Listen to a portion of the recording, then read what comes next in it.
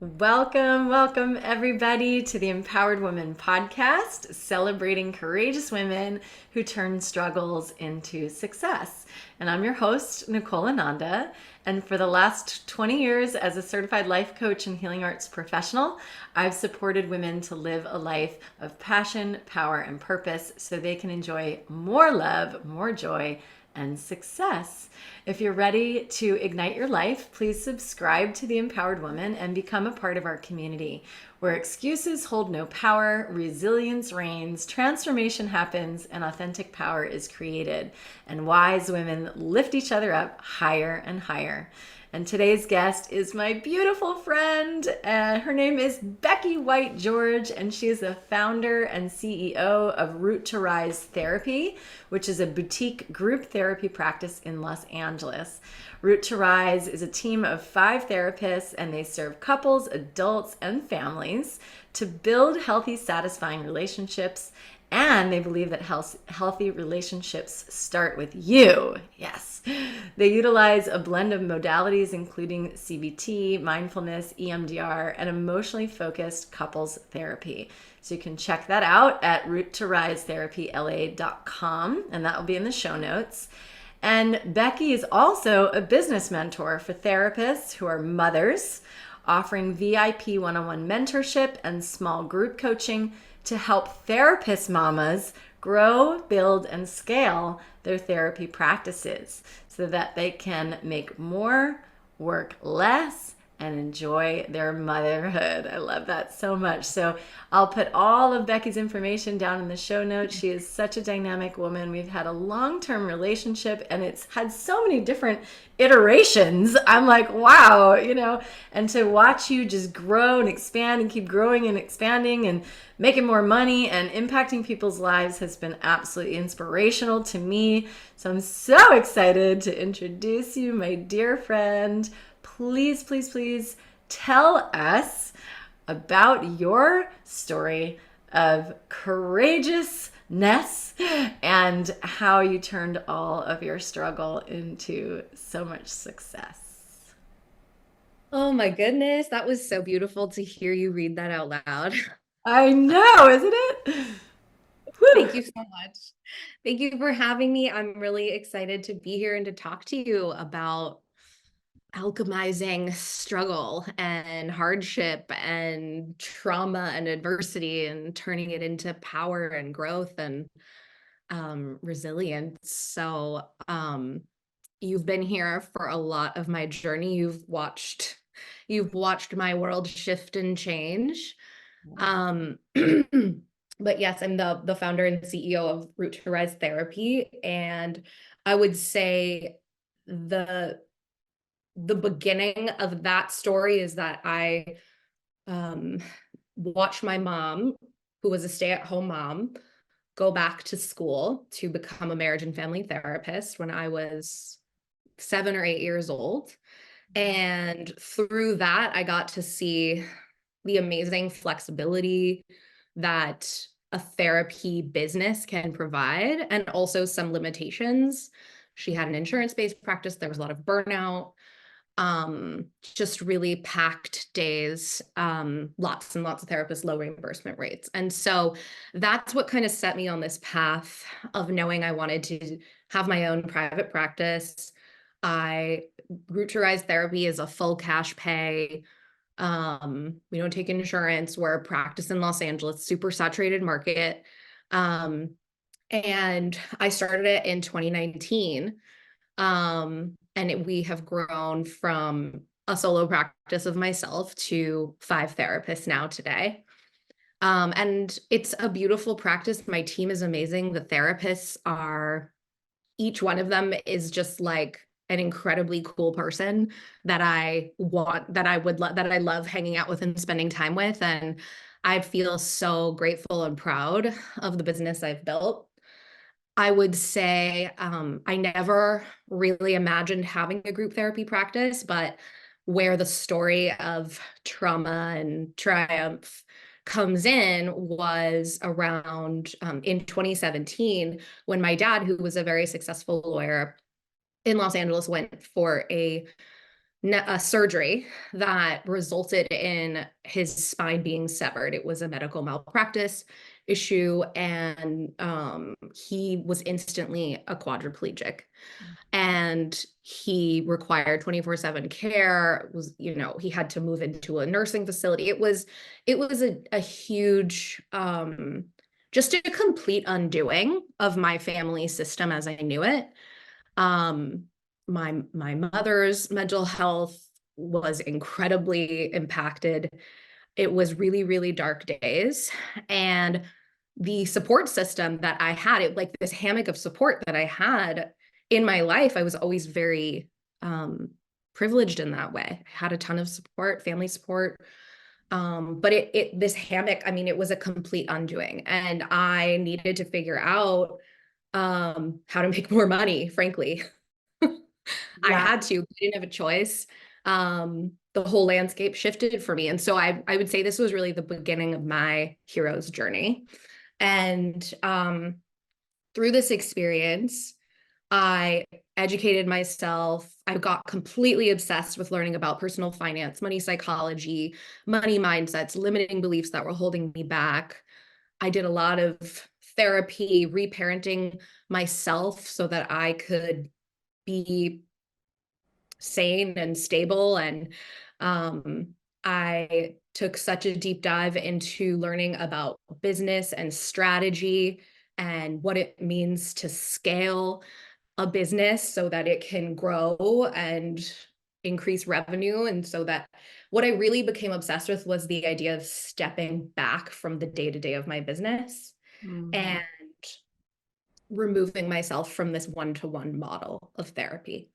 And that is what I've been able to achieve. I'm 1 year postpartum. I have a 1-year-old baby boy, and motherhood has been like an incredibly huge transformation for me, both preparing for motherhood as well as preparing for maternity leave. And then in this first year postpartum, it became so this is probably where I've done like the heaviest lifting in terms of setting up systems so that my business can run like clockwork and still provide very, very, very high quality service and to our clients, as well as an incredible culture for our therapists.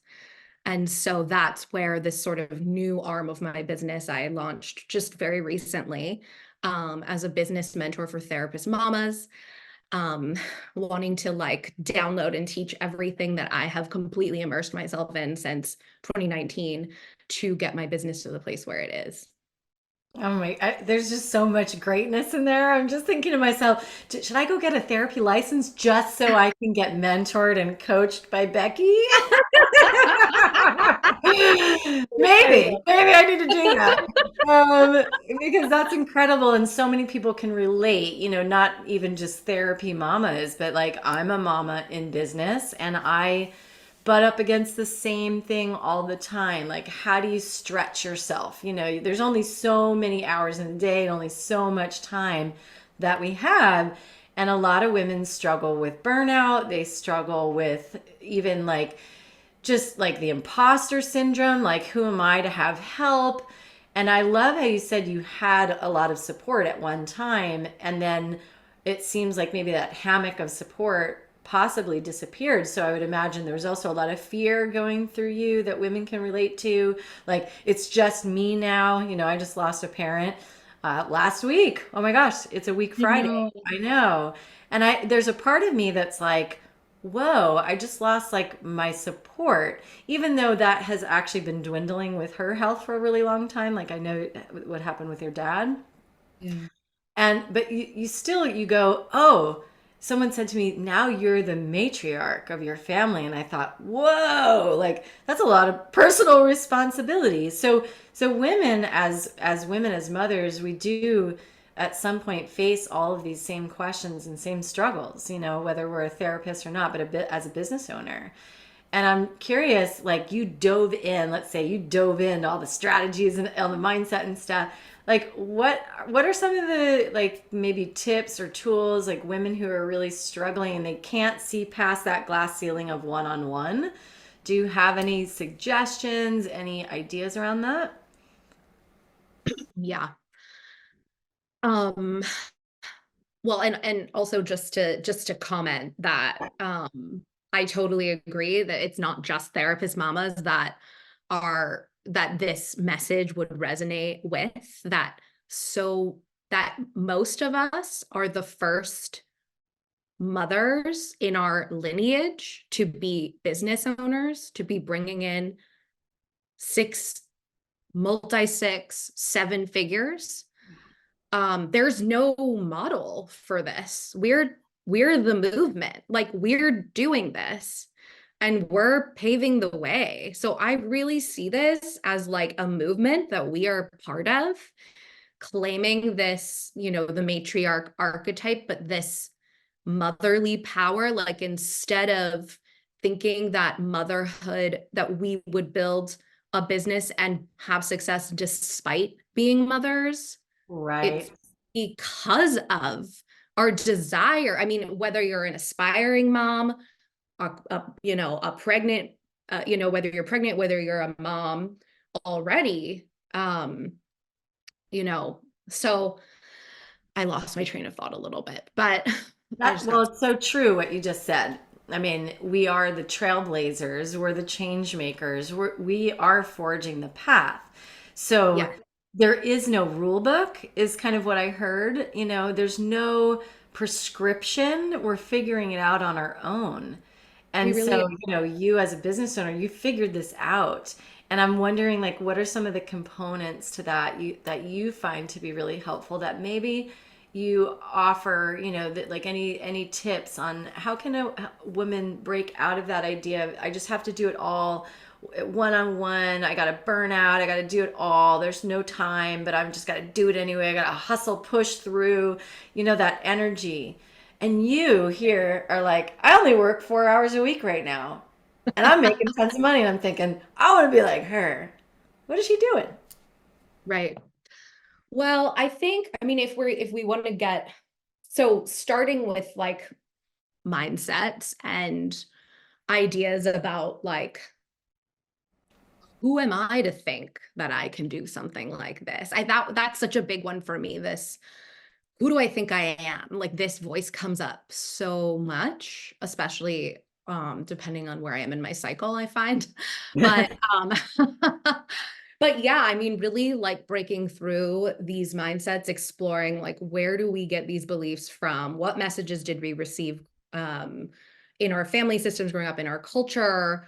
How do we like really um create new neural pathways and think differently, like the neuroscience of like, what is a different thought I can have about this, and what's happening in my nervous system around the idea of expansion, around the idea of wealth, the word rich, right? Like, rich people are evil, these messages that we have around this. A lot of people have these messages like, if you want money, like, people who want to be rich are selfish, or people who want wealth are selfish, and really shifting that mindset into like, money is a tool to help me provide for myself and the kind of life that I want to provide for my family. And I can be of more service if I am financially stable and feeling secure, and my nervous system is feeling comfortable and safe. I mean, that's where I can be in my greatest act of service as a mother, as a business owner, as a leader. And so that's like the broad message on like mindset. But and then I think, in terms of real practicalities, like strategy, scale, systems for freedom, like these are kind of the like, if we're to pillar out my sort of coaching mentorship business, like the way I have stepped out of the one-to-one model has been hiring therapists into my practice, which doesn't mean that I don't have to do a like business work. Like, I'm really reduced. I'm nearly retired as a therapist at this point. I see 5 clients a week. But I'm running a business as well. And so that's how I've been able to scale. But by no means is that the only way that you can scale. Like, creating a signature program, creating coaching packages. There are the other ways to scale and get yourself out of that one-to-one model. I love all the things that you just said. And what I heard in that I think is really powerful for women to know as entrepreneurs is that you don't have to do it alone. Scaling actually means you're going to hire other people. Scaling actually means you've got to let go a little bit and trust others. Scaling means, uh, yeah, you might have to hire people, and those might be skills that you don't have yet or you don't know anything about, but you can do it. And I remember when we were talking a long time ago, you had, I think it was maybe a business lawyer that you were talking to for a while that was kind of helping you decide if you should hire people or do 1099s. Like there are people out there that kind of specialize in this. And whether you want to hire people just as freelancers or whether you want to actually employ people, right? Things like that. And that can be scary for people who don't have those kinds of skills. And you Mhm. didn't have those skills, right? You figured it out. So it's like a little bit of curiosity and detective work, it sounds like, but also being open to letting go and trusting that other people can support you. Is that true? Right. Yeah, and one of this little like slogan on my Becky White George website, my business mentor website is like, because women with big visions never do it alone. Uh-huh. It's we don't. And I think one of the things that I talk about in the mentorship coaching is building team, hiring, what it looks like to who's on my team, like how have I picked people over the years? Like, yeah, starting with a lawyer. I think you had set me up with like a health insurance broker. I don't even know when that was. It must have been like 2017, probably right after this happened with my dad. Um, and then, adding in CPA, bookkeeper, I have an intake coordinator, admin, what kind of other types of support. I've promoted, therapists in my team to take on more layers of support. Like I promoted Jessica. She's like been my ride or die therapist from the beginning. She's our clinical lead and she fields questions from the therapists. And Adelie, another therapist has been with me from super early on. She's our social media person. She coordinates with my marketing team, and she works with them to make sure our content that's going up in social media is appropriate. And beyond that, I can't emphasize enough the mentorship, like what mentorship and coaching, and of course therapy. I'm a therapist that loves therapy, has done a ton of it, and I love coaching too. And this is something that I feel like therapists and coaches can learn. We could learn a lot from each other. We're swimming in similar waters, but there's a divide, I think, and I'd be so curious your thoughts on it a little bit. But Oh, like yeah. mentorship, getting in rooms with people who have built what you want to build Yes. and learning how they did that. Like that's been everything for me. It's such a huge thing. And I think more and more women are recognizing that in business. I mean, literally, I've been running my coaching business for 10 years and I'm finally in a networking group. I mean, it's crazy to me that it just happened this year because I had this program that I had to do it alone, like this lone wolf program. Mhm. And, in my mom's passing, these are some of the things I'm recognizing about the early ages of women in the workforce who really did have to do things alone. And we don't anymore. And so I'm finding so much value, but also so much resistance within myself around doing the networking.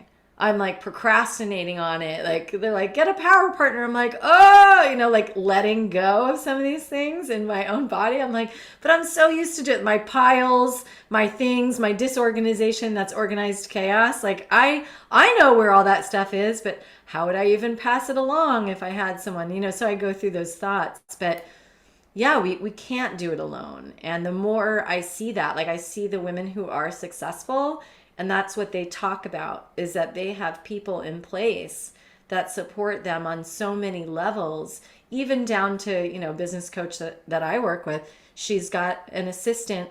I mean, she runs a multi-million dollar corporation, but like at this point that like makes her food if she needs food that day because she's dedicated to like the containers she's put together. And I'm thinking, wow, really? Like, so I Yeah. love that you said that. And it And comes back even to like home systems, like how are we supported at home? And I know people have different like people have different financial capacities, of course, for paying for help. But um, with some clients that I work with, I'm like, yeah, you need, it'd be great for you to have an admin. It'd be great for you to have some support, but you really need some support at home. Like you need someone doing your laundry. Like, can we start there? Like, how many hours a week would that get you back? And like starting to think about, well, oh, you can't afford it. Well, do you know what it would cost? Have you actually looked at the numbers? Is it how much would it actually cost you? Like, could you afford that? Helping people really start understanding. Some of the work for me was also like, oh, I can afford this. yeah, Like going from this idea of like, I can't to really looking at the money, just yeah. saying, this is what you make, and this is how much this would cost. Can you afford it? And then changing that answer to, yeah, I can. So how can I make that happen? Yeah, because, if we're looking at like, if we are the CEO of our business and we, let's say, designate a certain hourly rate, if it took me, 2.5 to 3 hours, let's say, to clean my house, and I'm telling people that I'm worth, let's say, anywhere from 150 to $250 an hour to be a coach or more, just depending on kind of the situation, then 3 hours of my time would make house cleaning what, like $750 or something like that. Right. That'd be a super expensive house If cleaning. I got the math right.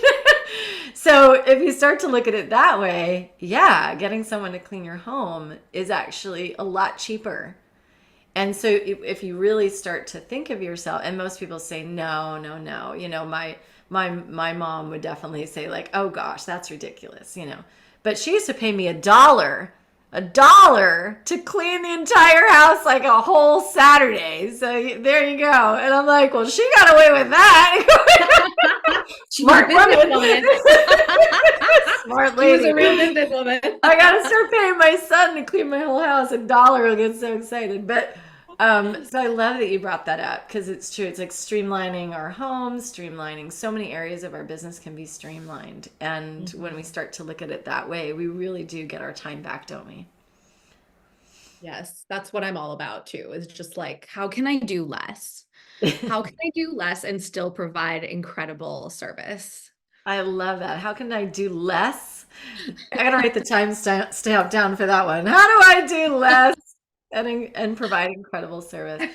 And Um, I have to admit, I didn't make that up. Kate Northrup is a wonderful, wonderful business coach who wrote a book called Do Less. And it's also a lot about like cycle syncing and understanding the four different phases of your menstrual cycle, if you're cycling and if you identify as a woman, but the four different phases: follicular, luteal, menstruation, and ovulation, and that each of these phases is characterized by a kind of like a different energy and a different mood, and that we might like almost like mapping your activities in your life around these cycles to really optimize. Like during ovulation, if you're that's when a person might feel the most energetic, social, and wanting to be visible. So that's a great time to go to a networking event or to schedule a dinner or to throw an event versus the luteal phase, like that week right before menstruation, which is just like tasks, get it done, like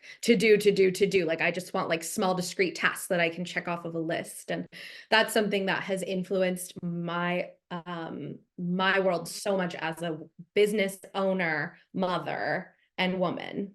wow. Mm. I love that so much. And I have heard that information. A friend of mine just put out a post about that the other day. And I wish that this was taught in schools for young teenage women. I mean, if we have that information as a young kid, like the way that you structure your life would be so different, right? So I'm Yeah, glad that it's coming out now because I think it's so valuable for women to know that information. It's just like, wow, incredible. it really is so incredible. You touched about something, or you kind of pinpointed something, and I wanted to get back to it because I know you and I are friends and we talk all the time about different things. And we've had this discussion about coaching and therapy. And I am so interested in this. And now you're a coach now, which is even greater because I'm like, she just jumped right over into coaching too. But we've talked about this where, therapy and coaching have many similarities in certain ways, depending on the coach that you are. If you're a coach like myself who actually does healing work and energy work and self-care work and helps women to really guide themselves through a healing process and then become, more confident in themselves and more authentic, and we're working on communication skills and all those things. There is a lot of overlap with therapy. And in the past, we've talked about this, like, what are some of the differences between therapy and coaching? There's people out there that really don't know, and there's a lot of people that come to me and say, "I'm so glad that I have therapy, because the stuff that you're doing mimics a lot of the things that I'm doing in therapy, but I'm also glad I have a coach because it can be actionable to the therapy. Like, there's goals and things that we set, or action items that we do in order to move a process forward, and we kind of get real specific with that in coaching. So I'm just kind of curious, now that you're a coach and a therapist, what's your thoughts on all of this? And maybe we can help people who are curious about that understand it a little bit more. Yeah, and I really want to hear your take on it too. Totally. I'll go first. I'll go first. And honestly, I'm like, maybe I should like read like a dictionary definition of both, like just to even know what's like the basic understanding of the difference. My understanding of the difference, and the way I'm going to describe therapy also, I will say, maps with a bit of maybe a more old school type of therapy, like psychodynamic, which is its origins in Freudian therapy, which is like insight building, exploring relationships with primary caregivers, exploring patterns that we're recreating from our childhood that may not serve us. Um, but really, like in therapy, I view my role as a therapist is creating conditions wherein a client can access their own resources, creating conditions of unconditional positive regard, empathy, attunement to help them kind of uncover what they like, their greatest strengths and resources. Um, the way I view coaching is a lot more directive. It's a lot more, here are the steps to take. Um, and I think like when you fold in the mentorship piece, it's just a lot more, the thing with therapy is that it's very like blank slate. Tabula rasa is a term used often, which is blank slate. So I know you and you don't know me. And I think with coaching and mentorship, that wall gets to be removed, which is something that as a mother started really in feeling like much more of a fit for me. Like the way that my life is set up, I feel like to show up as my most authentic self, I don't want to be behind a wall Hmm. as much anymore. Um, I want to tell you what I did that worked. I want to share with you all the things that I've done and all the ways that, and what led me to do this and that. And in therapy, it's really not appropriate. Like it would not be appropriate to use someone's time in therapy to talk about myself and my journey. Whereas in mentorship, it's like, these are all the things I've done. I think you should try this. Let's see Yeah. how it goes. And then, of course, with coaching, of course, there's an element of like asking the right questions to help a client uncover what's the best thing for them, which I think is where therapists become really good coaches. Like we Yes. have that skill in spades. Yes. So I guess those are my elementary thoughts on it. Yeah, well, they're not elementary. I think they're really wise, and you made some good distinctions there because what I also see in the industry of coaching are a lot of people who are actually educators and teachers. and they might call themselves a coach. So there's a bit of a blur in the industry in general, whereby people aren't sure what they're getting right now. And so if you're a good teacher and educator, they might say, yeah, I have a great coach. And those people go to those people to be taught, right? To be given the answers. Yeah. Truly, that is a teacher. And then there's people in the middle who I would say are coaches who kind of do blend a little bit of both. They are directive, but the goal of coaching is actually insight inquiry. It is inquiring. And the wall that you mentioned, I agree, is not the same because coaches are set up to ask a lot of questions to probe the clientele or the client to get the answers themselves, honestly, without a lot of input.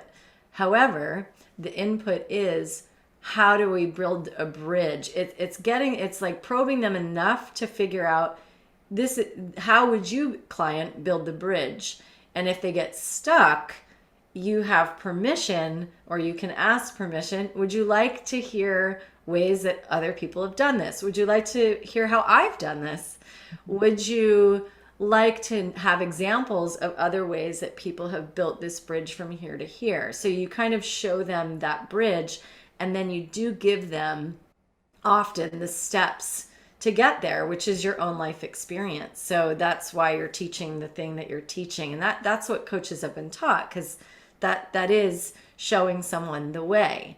Whereas therapy would even be more blank slate, it sounds. And you're not, like you said, putting in your story, because that would be considered clinically unprofessional.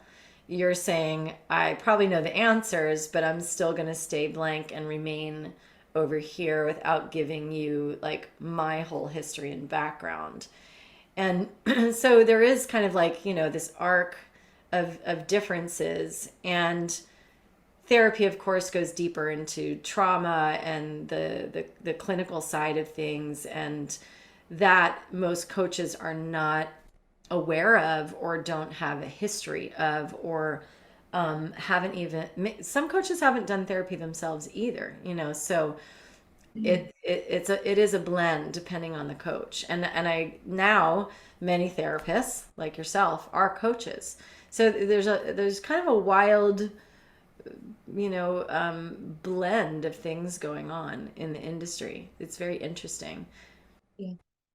And I would say it's helpful to think of it from the teacher and educator standpoint. And the word curriculum came into my head where, yeah, it feels like with coaching programs, there is much more of a sense of a curriculum. Like these are the modules, and this is the progression of learning. And I don't consider myself a teacher in that way. Like creating a curriculum doesn't feel that joyful to me.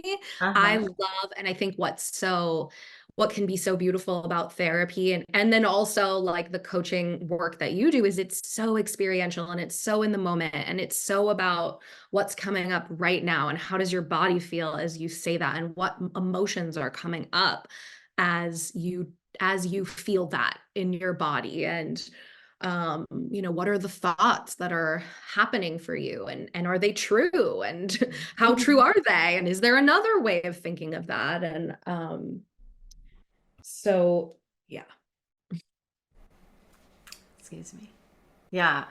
You know, yeah, and it's like I have a course, as you know, and that's the back end. For me, that's kind of like my toolbox that I have people go to support them on our calls. And Mm. that might be a distinction, I don't know, between some other coaches where I've given a kind of a curriculum, like you said, a linear framework for people to follow so that they can support themselves and create resource within themselves. I love that you said resourcing, that they have that at their disposal, and it helps them to move along in a process while they've been away from our call for that week. So it's like, what are they doing during that week? Oh, let me open up this course my course, The Empowered Woman. Let me open up The Empowered Woman, see what's in this week that I can work on for myself.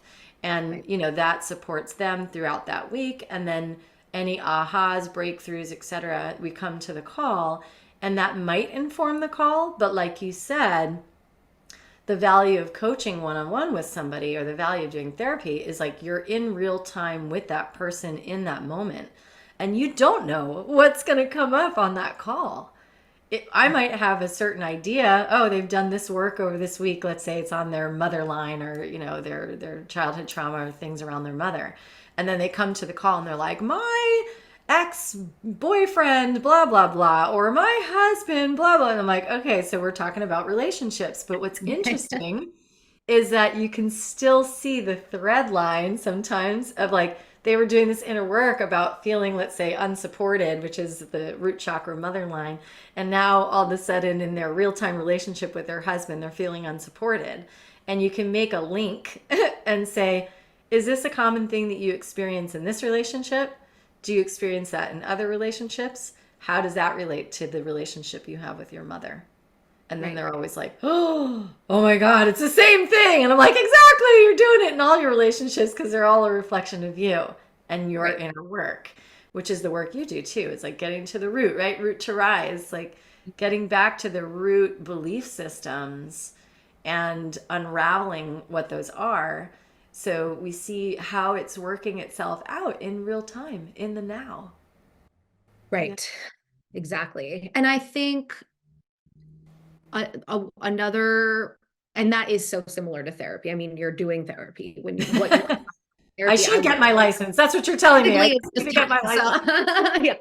But what I will say, and where I do think therapists have, I mean, objectively, therapists have a lot more training, and we're trained in diagnoses, we're trained in, what criteria someone has to meet to be to receive a diagnosis of major depressive disorder, bipolar disorder, borderline personality disorder, anxiety disorder, obsessive compulsive disorder, right? So whereas there is a type of client and could who is has enough insight and has enough of a sense of self and stability that they could move through that process you described very quickly, and that would be an incredibly impactful session. And then there are clients you work with who, if you were to, in therapy with someone who's dealing with something more severe, more of a impairing mental health issue, it could be, they might not be able to hear that, understand that, make those links. It might take a lot more kind of getting under the hood and going really slow and letting them get to those insights and letting them. So it would sort of be like, okay, I know, I see what's happening here, but if I were to tell you that right now, it wouldn't be heard, it wouldn't be received, and it might do damage. So my job is to hold space and create a container where they can get there themselves over time. And that's the only way people really do change, is when they can arrive at that understanding themselves. That's such a wise thing to say, because we could push people in directions and there would be resistance, you know? And that resistance isn't always a good thing. I mean, meaning it can trigger a lot of other things, right? So I think what it boils down to, like what you're saying, is giving people the space, and it might be probing and testing the waters and seeing how much resistance comes up, and then being really attuned. And this is really great for coaches out there to actually know, because if you are pushing and pushing, you can poke at trauma. And if you're not familiar with that space, you can also get burned in a way. Like there's projections that can come on line, and you can be blamed for things that like have come up in people's lives. Like I've had that experience with certain clients, where they start to turn, you become the perpetrator because that stuff is coming up. And I've navigated that through the last 10 years. I've become more adept at that. But that's where, you start to get adept as a coach to go, I don't know if just coaching is the right container for you. It might be supportive for you to have a mental health therapist. It might be supportive for you to go to therapy in conjunction with our work. And you can, I've been able to see now that the subtlety of that mental health, and the need for it. And a lot of my clients already have a therapist. They already do. And so I'll say, do you work with a therapist? They're like, yeah. I'm like, great, keep your therapist, because we might go into places that are uncomfortable for you and you might need another extra support to work that out. And thankfully enough, I've received enough feedback that usually the therapists are like, stick with her because she's saying the right things. But I would imagine, yeah, some coaches are out there and they may not know, they may not know that, depending on the work that they're doing. Right. And one of the things that's really common, you said that really beautifully, by the way, that in psychodynamic therapy, that would be called transference and That's right. countertransference.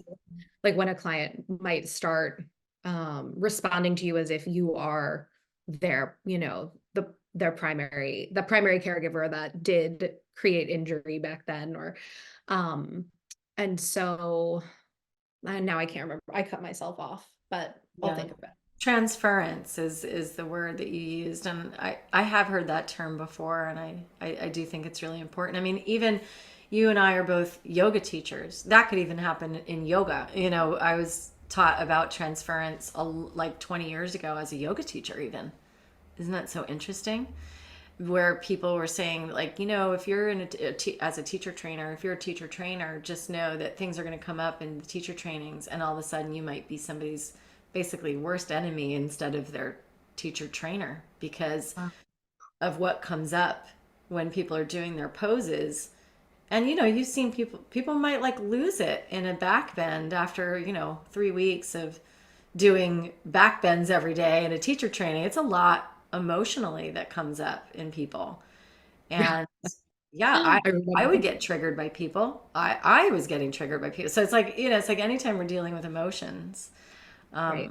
that can certainly happen. And Yeah. are coaches trained in that? Like, is that part of the training? Like, this is not really. I would say that probably in some trainings, but not all. I think I was lucky that I had some of this training already, and that I did like at-risk youth trauma-informed trainings with yoga. I had some therapists actually who were yoga teachers who I went to workshops with and things like that. But I actually learned this kind of experientially, to be honest, and so I feel grateful that I had good mentors, but no, we're not, I don't know how many people. I think this is actually a good conversation, because what does it mean to be trauma informed? There's a lot of people out there that are now talking about trauma informed, blah, blah, blah. Whether it's trauma, I'm a trauma informed teacher, I'm a trauma informed healer, I'm a trauma informed.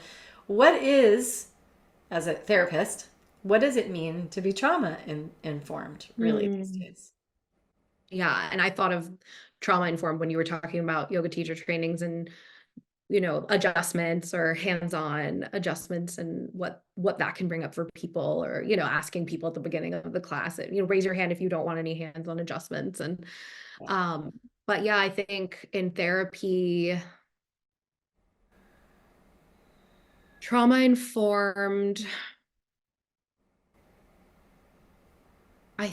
would mean, well, first of all, understanding that you want to be really careful as a therapist not to put yourself in any sort of position where you may be experienced like a person who caused trauma in the past. But something that comes to mind for me as like an actual concrete example would be, um sometimes someone might think, or a therapist might think, that the right way to treat trauma is having the person sit down and tell you the story of their trauma. And like we were talking about before, there's a lot that can come up just telling your trauma story. And if we aren't resourced properly, if we don't have the tools and skills to self-soothe, if we haven't first taken the time to teach our clients what to do as they become activated, as their nervous systems get, as we start feeling, the cortisol rush, the adrenaline rush, like as these things start happening, as we recall the trauma, if we don't know how to help that client self-soothe, and if that client doesn't have the tools to do it, that's going to be re-injuring. And so to me, that is trauma informed. It's making sure that people are well resourced Mm. before really like going into those spaces. And I think this is such a newer, like you said, coaching is there's such a gray zone, and it's an in-between zone in therapy too. I mean, there are so many incredible therapies coming out, but EMDR and brain spotting and somatic therapies, and where it really is centering trauma informed care, and it's all about the somatic, having tools and skills for regulating your nervous system before dipping into talk therapy. I love that. I love that so much because it comes up too in breath work, as a breath work facilitator, because that's a somatic practice, at least the one that I'm teaching and doing, that can also really open people up. And I'm always saying that, after an experience like this, like go outside and hug the tree. And I literally mean it. Ground your feet on the earth. You have come into a yoga studio. I'm making a little bit of an assumption saying that you have a yoga practice, or you have some sort of meditation practice, or a support system in place. And I even started adding into that workshop that if you already know that you've experienced trauma and you're going to a therapist, go to your therapist after this session. And you and I have even talked about this, like where we can link arms as somatic practitioners with therapists. Therapists love the somatic work for their clients, and the somatic work also needs the support of someone who can handle what comes up in those practices. And it really kind of lends to, as we kind of close up today, understanding that it's really like, I love Root to Rise as your therapy practice because it is starting at the foundation, but it's working through all these different parts of ourselves: body, mind, emotions, energy, consciousness. It's like it can't really be one or the other anymore. I think that's where at least science, therapy, coaching, somatics, we're all in natural health, whatever it is, medical institutions, we're all kind of going, what's the whole person that we're addressing here? And it can't be just one thing anymore, the way that the model used to be, right? That's so true. And I think um something that I think therapists do really well, and we're really trained on, is a lot of consultation with other professionals, and referrals out when appropriate. And if I'm working with a client and I know they have a psychiatrist, I'm going to get a release of information and talk to the psychiatrist about the client and what their treatment plan is, and what they're doing with them. Or if I really feel that a client needs EMDR, even though I'm an EMDR therapist, but it can be a great adjunctive treatment, like in addition. So I'll refer them to an EMDR therapist, and then I'll consult with the EMDR therapist. We'll talk about our treatment plan. We'll talk about what we're seeing. I would love to see therapists and coaches interacting that way. Like if we're sharing clients, let's consult, like let's talk about it, let's join, let's integrate and have a more integrated approach. I think that would be so powerful because like I said, like I'm a therapist that loves therapy. I've done it forever. And I need to talk about my mom's rage. That's never ending. I'm going to talk about that forever. But I would seek you out when I wanted to explore other things, like honestly business coaching. Yeah, Like I did do business coaching. therapists don't provide business coaching. Like that's not a thing we do, but I know a lot about business. That's why I'm starting a business coaching Yeah. arm of what I do. So I just feel like there's so much collaboration that we could all do. And I like that idea. Yeah, and you already know my favorite question that I always ask you first is, well, how's your self-care, Becky? I feel like we all need that too. We all need someone to just kind of be that support structure when we forget ourselves. I need it too. I have coaches as well, and I have therapy I always laugh. I'm like, I have a therapist as a partner. No, he's a relationship coach, 20, 30 years, but That's he's good. Like we amazing. kind of have that ability to tag team each other in that tag team each other in that way. That sounded a lot different than the way it was supposed to come out.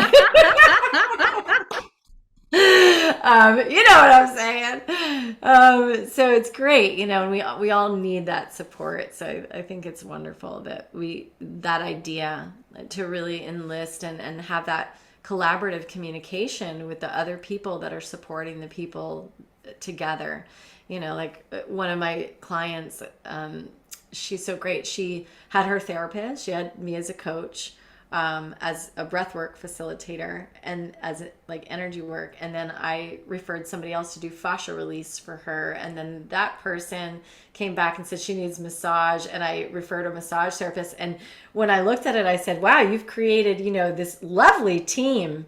And we called it Yes. her team. Yeah. And she was the center of the team talking to everybody. But I could imagine how amazing it would be also to have all of us Yeah. speaking together to support her. That's even Oh my that's even God. more That powerful. would That's be like next amazing. level, right? I know if my craniosacral therapist, my chiropractor, my acupuncturist, my massage therapist, my coaches, my mentors, and my therapist could all talk to each other. I mean, what? That would be like, bah, that would just like And my blow my personal trainer, mind. throw that in there. Yeah, I mean, what an amazing thing. And she did say like, oh, this person said this. Like she would always tell me what they were saying, and I was kind of bouncing ideas off, and certain things I got information that way about which way she was going and her body and her consciousness was going. So it is valuable because then I can switch up things that I'm doing and say, oh, this would really support you, or that would really support you also. So how can we raise this part up while this other piece is being manipulated, in a certain way? And so anyway, that's a cool idea, Becky. That's your next multi-million dollar business idea, There right? you go. We'll build that one out next. Can't Oh my wait. God, well, what a pleasure. So before we wrap up, I would love for you to tell anybody who's on this podcast, obviously majority of them are women and entrepreneurs, but what might inspire you to just inspire them in this moment? And you could say anything to them, and then we'll lead them to the ways that we can find you. Hmm.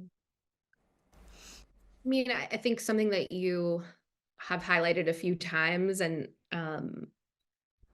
then, just this idea of like, because women with big visions never do it alone. Like, I think this is where building business like mothers, like women, not like men, is so different, and really embodying this benevolent, feminine power that, again, we just don't have that much of a model for as business owners. And again, just the power of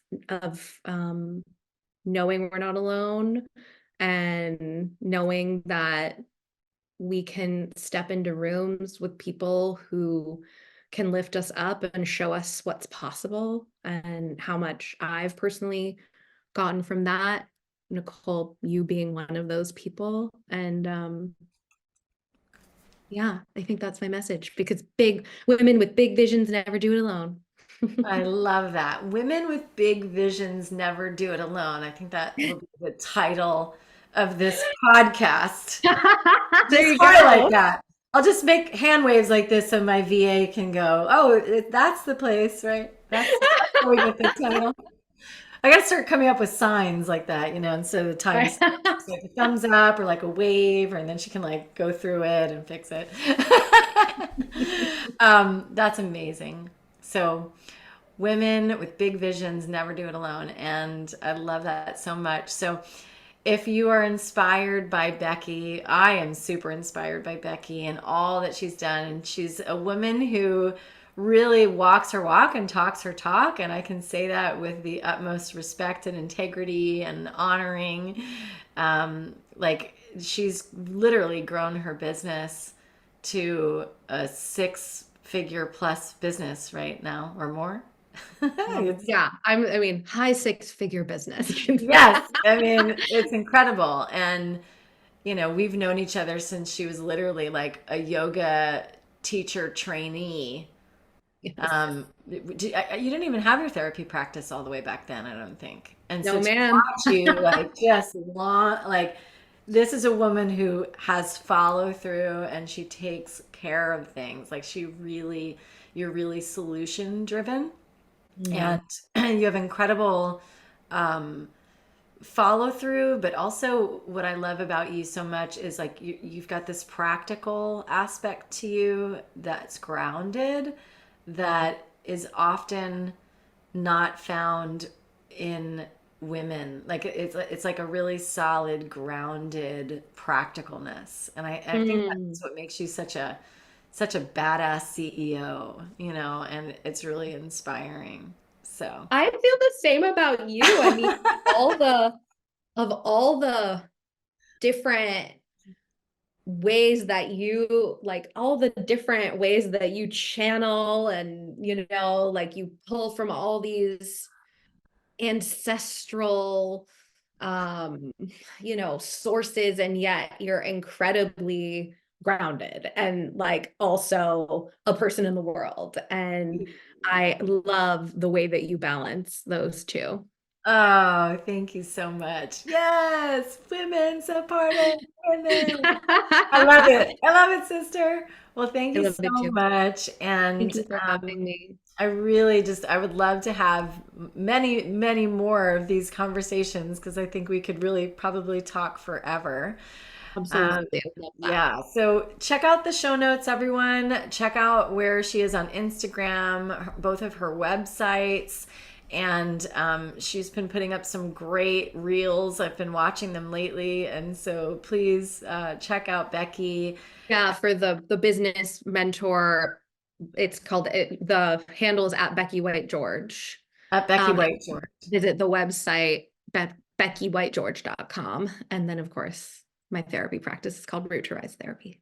Oh my God, amazing. And if you want to hear other extraordinary stories of so many amazing women that are doing great things, please follow the Empowered Women podcast right now. Don't shy away.